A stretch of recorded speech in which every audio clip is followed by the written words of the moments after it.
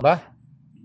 Kung sprocket naman po ang hanap natin, may recommenda po ako sa inyo na brand na talagang subok na. Ito po ay GH. Ito nga po pala ay universal. Ito po ay pang Barako. Ayan, mga Supremo, Honda, Rusi.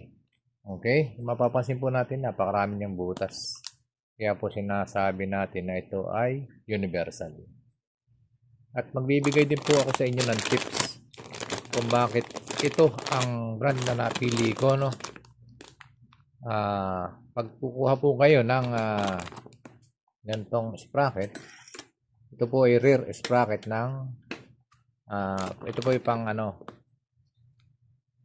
pambarako. Pero ito po ay universal. Pwede po natin gamitin kahit sa makina. Okay?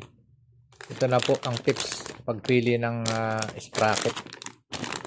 Kuha po kayo ng bakal.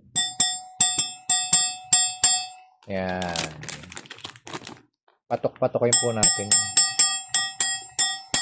Pag ganyan po ang tunog, yung mataginting, isa lang po masasabi ko, hindi po masisira ang bulsa nyo. Quality po ito, matibay na sprocket. Kaya kung sprocket ang hanap nyo, mag-GH brand na. Okay?